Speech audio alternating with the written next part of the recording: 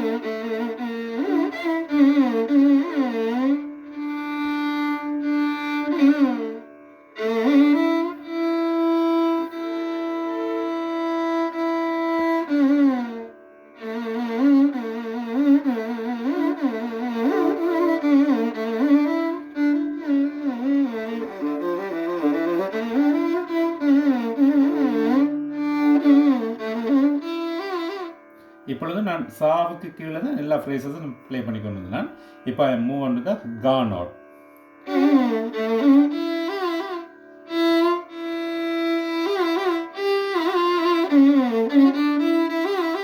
இப்போ ri and ga note.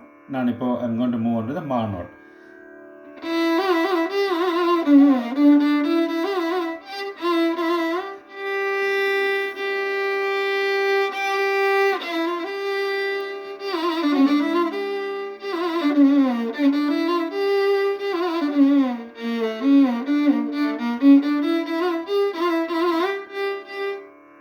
அதில் கொஞ்சம் ஆலாபனை முடிஞ்சதுக்கப்புறமா நீங்கள் you can move on to the 1 by 1 நோட்டை நீங்கள் இன்க்ரீஸ் பண்ணுவீங்க.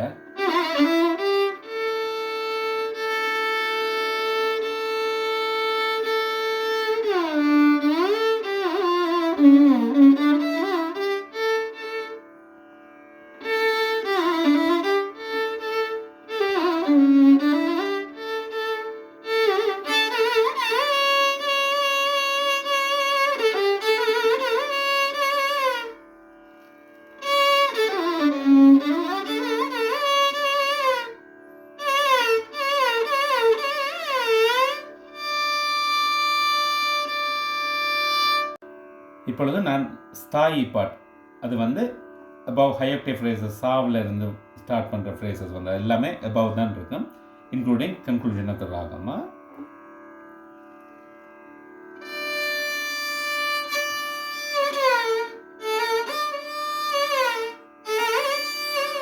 இது 2 ஃபிங்கரும் யூஸ் பண்ணலாம். நீங்கள் இந்த ஃபிங்கர் யூஸ் பண்ணலாம் சாவுக்கு, இதையும் யூஸ் பண்ணலாம். இப்போது நீங்கள் ஹை ஆக்டேவ் ஃப்ரேசஸ் போகிறீங்கன்னா இந்த ஃபிங்கர் ஸ்லைட் பண்ணிவிட்டு மேலே போகலாம். இல்லைன்னா இந்த ஃபிங்கர் சாவுக்கு கீழே தான் வாசிக்க போகிறீங்கன்னா just use this both finger for சா. ஓகே.